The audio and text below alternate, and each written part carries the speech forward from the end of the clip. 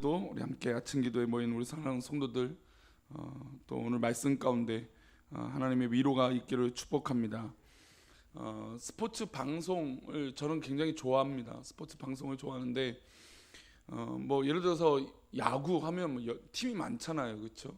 그러니까 매일같이 하는 종목 중에 여러 팀들이 하는 이 스포츠 중에는 야구가 가장 많은 경기를 합니다. 물론 축구도 하루에 5경기 이렇게 열리기도 하죠. 물론 뭐 2군 경기까지 하시면 더 많이 하겠지만 중계를 해준다라고 하면은 뭐 보통 뭐 3-4방송이 한꺼번에 그 야구 중계 5방송국이네요. 그 방송국이 야구 중계를 해줍니다. 근데 야구 중계를 이렇게 듣다 보면 이 판단이 갈리는 경우가 있어요.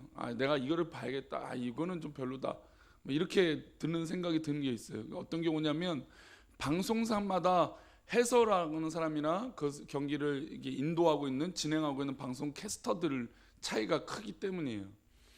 물론 뭐 그냥 야구를 보거나 스포츠 경기를 관람하는 건 똑같지만 이 중계를 해주고 해설을 해주는 사람들 따라서 이 방송국의 어떤 그런 시청률도 굉장히 좌지우지하는 것을 볼 수 있습니다. 특별히 이것에 그 월드컵 경기 때 되면 소위 말하는 스타 해설자들, 그러니까 인기 있는 해설자들을 방송국에 모셔서 데리고 와서 해설을 하게 하려고 하는 이 경쟁은 굉장히 치열한 것을 볼 수 있습니다. 왜 그럴까요? 해설자가 그만큼 중요하기 때문입니다. 올림픽 때도 특별히 그렇죠. 올림픽 때도 가면 뭐 광고를 합니다. 방송사마다 광고를 막 하다 보면 뭐 유명한 뭐 금메달리스트 뭐 이런 사람들이 해설을 한다라고 광고를 하죠. 왜 그러냐면 그 방송의 주된 시청의 중요한 요소는 얼마나 좋은, 얼마나 괜찮은 해설자가 있느냐에 따라서 생각보다 많은 시청률이 왔다 갔다 하기 때문입니다. 이 해설자는 과연 그럼 어떤 역할일까요? 바로 3자의 눈이죠. 당사자도 아니고 경기하는 그 당사자, 뭐 시합을 하고 있는 그 당사자가 아님에도 불구하고 3자의 눈으로 그것을 해석해주고 바라봐주고 설명해주기도 합니다. 물론 가끔 선수 인터뷰를 했을 때 전혀 다른 해설자와 의도가 다른 경우도 있어요. 해설자는 막 이렇게 해석을 했는데 뭐 선수는 전혀 다른 마음으로 그 경기를 임하는 경우도 있죠. 어쨌든 3자의 시선으로 그것들을 판단하고 이해한다는 것입니다. 이런 3자의 시선을 뭐라고 할까요? 바로 훈수라고 얘기합니다. 훈수. 사실 다른 사람 인생에 훈수를 두는 것은 어렵지 않습니다. 나는 나의 일이 아니고 나에게 일어난 일이 아니기 때문에 상대방에게 제 3자 입장에서 이런저런 이야기하는 건 쉬운 것이죠. 어렵지 않습니다. 애정 없는 말을 한두 마디씩 던지는 것은 누구나 할 수 있는 것입니다. 왜냐하면 뭐 내가 아는 이야기, 내가 경험했던 이야기를 그냥 3자 입장에서 하면 되기 때문이죠. 욥의 친구들이 욥에게 와서 말하는 것은 누구나 둘 수 있는 훈수예요. 애정 없이 그에게 던지는 말은 욥에게 어떻게 될까요? 상처가 되죠. 아니 분명히 친구들이 왔어요. 욥에게 왔어요. 그러면은 사실은 친구들이 맨 처음에 와서 그에게 얼마나 이 어렵고 정말 말로 할 수 없는 이 괴로움 가운데 있는 이 친구, 이 욥에게 정말 그 상처를 싸매주고 위로해줘야 되는 그런 이 친구적인 관점이 아니라 그에게 와서 그냥 계속 심장을 정말 후벼 파는, 그리고 상처에 소금을 뿌리는 정말 말도 안 되는 그런 일들을 욥에게 하고 있는 것입니다. 그래서 욥은 자기가 받은 상처를 이렇게 표현한 것이죠. 2절 말씀, 우리가 읽었던 2절 말씀인데요, 함께 읽겠습니다. 다시 시작. 이런 말은 내가 많이 들었나니 너희는 다 재난을 주는 위로자들이로구나. 재난을 주는 위로자. 친구들이 왔는데 오히려 자신에게 뭐죠? 재난을 주고 있다는 겁니다. 얼마나 가슴이 아팠을까요? 그렇죠? 훈수를 두고 나에게 무슨 이야기를 하는데 이 얘기가 전혀 엉뚱한 이야기고 상대방을 좋게 해주는 게 아니라 말도 안 되는 이야기로 화가 나게 만들고 있다는 것입니다. 가끔 훈수를 둬서 뭐 장기든 오목이든 뭐 바둑이든 훈수를 둬서 좋은 결과가 나오면 되게 좋겠지만 훈수를 뒀는데 그게 오히려 자충수가 되고 잘못된 이 결과를 갖게 되면 얼마나 화가 나요. 차라리 내가 잘못 둬서 내가 실패하면 그래도 그 책임이 나한테 있는데 아니 상대방이 삼자가 와서 훈수하다가 그 얘기 듣다가 확 지워버리면 막 기분이 너무너무 나쁜 거죠. 또 반대로 이 훈수를 받는 입장이 아니라 상대방 겪는 입장에서 그 훈수 때문에 자신이 져버리게 되면 얼마나 또 화가 납니까? 그래서 이게 위로하는 이 삼자 입장이 얼마나 조심하고 얼마나 자신을 돌아보고 얼마나 그 말 한마디가 정말 소중하구나라고 생각하고 위로하고 훈수를 둬야 되는 것입니다. 그런데 사실 우리가 말이라는 걸 알지만 말이라는 건 많으면 많을수록 어떻게 될까요? 실수하기 마련입니다. 말은 많을수록 사람은 실수할 수밖에 없어요. 그러면서 목사는 참 말을 많이 하죠. 아마 저도 모르게 실수를 참 많이 할 겁니다. 근데 지금 이 친구들은 이 요백에 와서 재난을 주는 위로를 하고 있어요. 위로랍시고 하는 이야기가 재난을 주는 거죠. 너희들이 나를 위로하기 위해서 왔다고는 하나 너희들의 말을 들어보니 오히려 내 가슴이 무너지고 오히려 재난밖에 없구나. 정말 위로하기 위해서 왔다면 그런 말로 나에게 상처 주지 말고 진솔한 위로를 해달라라고 하는 것입니다. 그리고 이어서 욥은 이야기합니다. 4절과 5절인데요. 우리 4절 5절 두 절 말씀이 있습니다. 시작. 나도 너희처럼 말할 수 있나니 가령 너희 마음이 내 마음 자리에 있다 하자. 나도 그럴듯한 말로 너희를 치며 너희를 향하여 머리를 흔들 수 있느니라. 그래도 입으로 너희를 강하게 하며 입술의 위로로 너희의 근심을 풀었으리라. 입장을 받고 내가 너희들 자리에 있었다면 나도 이런저런 말로 너희를 칠 수 있었다. 하지만 너희라면 입으로는 위로를 했을 텐데 너희들이 입술로 나에게 상처 주는 것이 견디기 힘들구나 라고 말하고 있습니다. 욥은 친구들에게 위로받고 싶은 마음을 표현한 것이에요. 우리는 어떻습니까? 상처받고 있는 이웃들, 가족들 그렇지 않아도 견디기 힘들어서 조금만 밀어버리면 쓰러져 버릴 것 같은 그런 도저히 일어날 수 없는 그런 고난당하고 있는 사람들에게 오히려 상처 주는 말이나 너무 쉬운 행동으로 아이 괜찮아, 잘 될 거야, 오히려 그 말조차도 받아들이기 어려운 상황들의 사람들도 있을 수 있다는 것입니다. 그래서 우리가 오히려 성도들 관계니까 더 조심해야 돼요. 더 말을 아껴야 돼요. 물론 저는 어제 오후에 이 반대적인 이야기를 했어요. 우리가 관계가 정말 좋은 관계라면 정말 어떤 말을 해도 괜찮은 관계가 되어져야 돼요. 그런데 우리가 생각보다 그렇게 가깝지 않다라는 것이죠. 그런 걸 생각해 본다면 지금 욥의 친구들도 마치 그런 것 같아요. 욥의 말처럼 재난을 주는 위로자가 아닌지 우리는 돌아봐야 될 필요가 있습니다.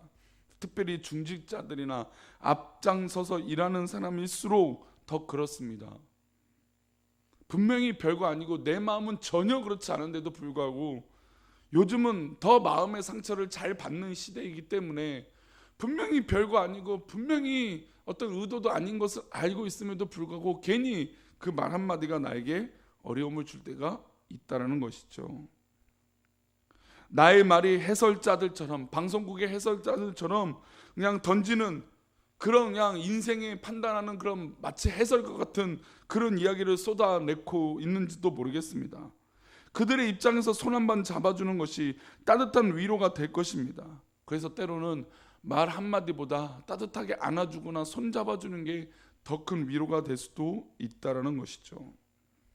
욥은 친구들의 상처 주는 말에 머물러 있지 않고 하나님 향하여 한 발짝 내딛습니다. 이제 이것은 욥의 몫이죠.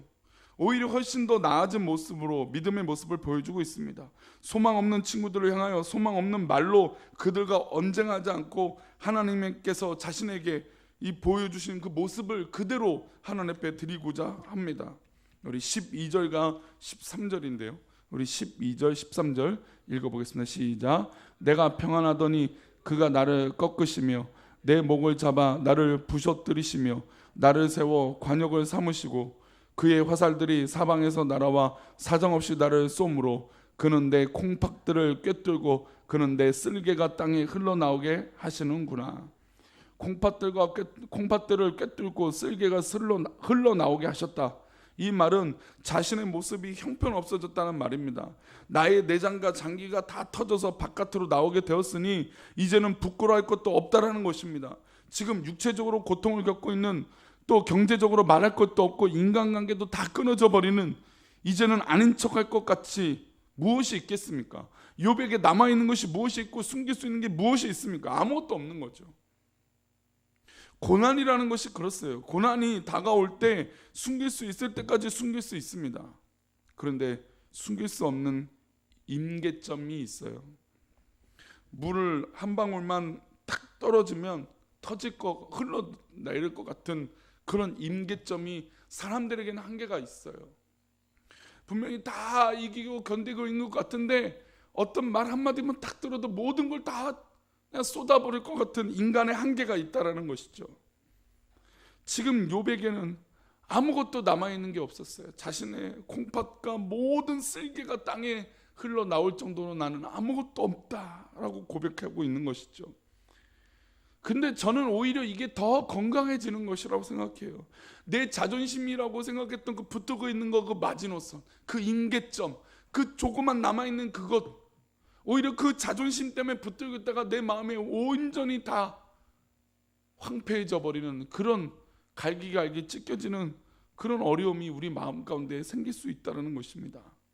차라리 오히려 그럴 때는 공개해버리는 게 좋아요. 나 건들지 말어. 나 너무 힘들어. 나 너무 괴로워.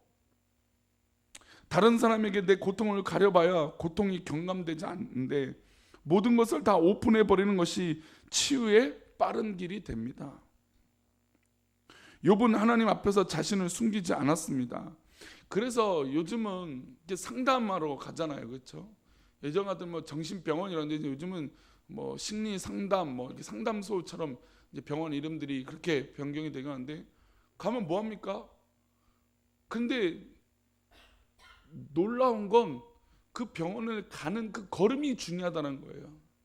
예전에는 아이고 내가 정신적으로 문제가 있네, 나는 우울증이 있네, 이런 걸 인정하는 것 자체가 굉장히 어려웠어요. 근데 지금 그렇게 하지 않으면, 안 가면 정말 큰일이 벌어질 수도 있다는 것이죠. 그래서 오히려 그런 마음을 열고 병원을 가는 것 자체가 굉장히 큰 용기 있는 행동이에요. 성도들 관계에서도 내 마음을 다 오픈하고 내 상태가 이런 상태야 라고 말할 수 있는 것도 큰 용기입니다.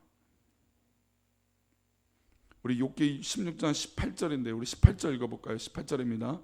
땅아 내 피를 가리지 말라. 나의 부르짖음이 쉴 자리를 잡지 못하게 하라. 내 피를 가리지 말라고 선언하고 있습니다. 내가 흘리는 이 피까지도 땅이 숨기지 말고 모든 사람들이 보도록 해달라는 것입니다. 욥에게는 이제 아무것도 남아있지 않는, 친구들조차도 내 마음을 알아주지 않는, 너무나 모든 것이 다 포기되어지는 그런 상황이 왔습니다. 그런데 오히려 이 상황은 신앙적인 발전이 있는 것이죠. 예수님께서 회당에서 한쪽 손이 말라서 뒤틀려져 있는 사람을 보셨어요. 한평생 손이 뒤틀려 있는 것 때문에 부끄러워서 그 손을 가슴에 넣고 살았던 사람입니다. 그를 회당의 많은 사람들 가운데 불러 세우셨어요.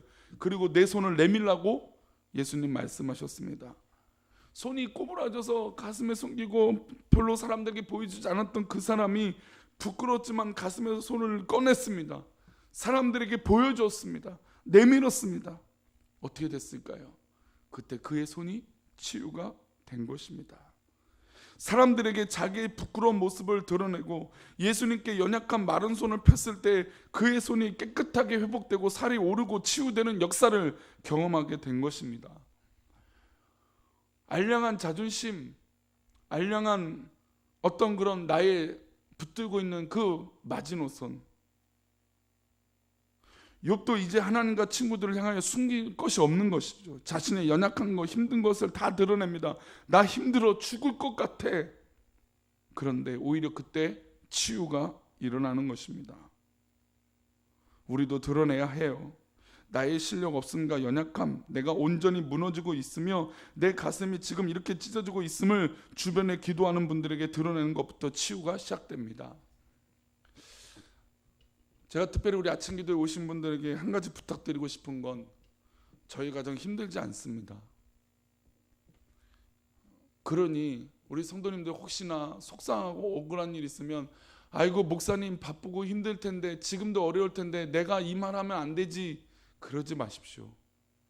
저희 부부가 우리 꿈꾸는 교회 부임한 이유 중에 하나는, 가장 큰 하나님의 이유 중에 하나는 우리 성도들의 이야기를 들어주라고 있는 목사의 자리입니다. 그러니 성도님들, 뭐가 목사 앞에서 부끄럽고, 제가 뭐 젊어서요? 아니잖아요. 그렇죠? 우리 성도님들 무엇이 멈출 게 뭐가 있습니까? 솔직하게 얘기하시면 돼요. 아, 저 억울하고 속상하고 힘들고 불편하고 괴롭고 너무너무 세상 살기 어렵고 왜 나에게 이런 일이 또 일어날까라고 하는 이 어려움의 마음들 누구한테 토로하겠습니까? 그렇죠? 드러내셔야 돼요. 아니, 드러내는 것뿐만 아니라 도려내셔야 돼요. 그럴 때 오히려 우리에게 깨끗한 치료가 일어나는 것입니다. 우리가 잘 알고 있잖아요. 썩어서 곪은 것은 완전히 도려내지 않고서는 안 돼요. 너무나 아픈 이야기지만 다리가 썩으면 진짜 도려내지 않으면 온몸이 썩게 돼요. 우리의 마음에, 우리의 믿음의 모습 가운데 그런 모습이 있다면 오늘 이 아침에 하나님 앞에 정말 다 토로하시기를 소망합니다. 인간적인 위로가 필요하시다면 저에게 얘기하십시오. 또 우리 믿을 만한 성도에게 다 마음을 토로해 보십시오. 나 너무 어렵다고, 나 너무 힘들다고, 나 너무 괴롭다고. 사람들은 재난을 주는 위로자이지만 하나님은 전능자이시고 우리에게 완전한 위로와 우리의 약한 모습, 상처난 모습을 치료하여 주시는 분인 줄 믿습니다. 하나님 앞에 기도할 때 치유와 회복이 시작될 줄 믿습니다.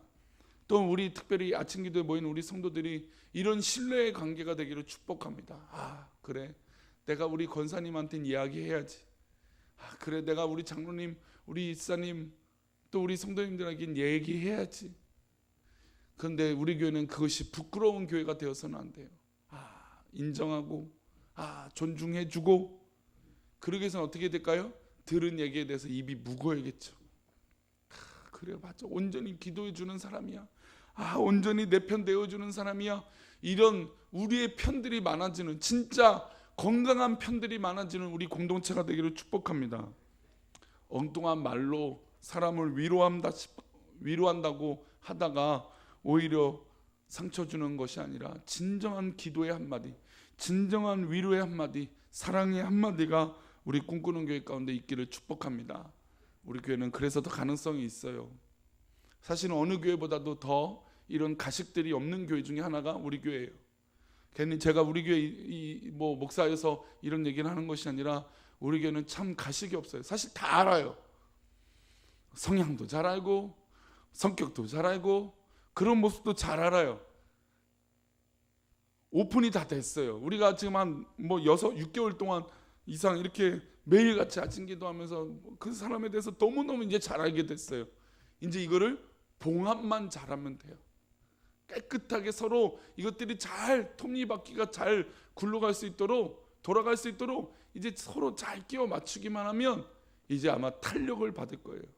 그러니 우리 사랑하는 성도들, 지금은 멈춰 있고 지금은 주저앉는 것처럼 보일지라도 그래도 걱정하지 마시고 우리의 마음을 다 토로하고 서로 위로하고 그런 건강한 위로자들이 우리 꿈꾸는 교회 가운데 있기를 축복합니다. 우리가 아침이니까 우리 앞뒤를 볼 수 없지만 한번 따라할까요? 참된 위로자가 됩시다. 이 아침에 우리 하나님 위로해 주실 겁니다. 또 우리 성도님들의 가장 든든한 백이 될 겁니다. 이 목사도 그렇게 하겠습니다. 오늘도 그런 하루가 되시기를 간절히 축원합니다.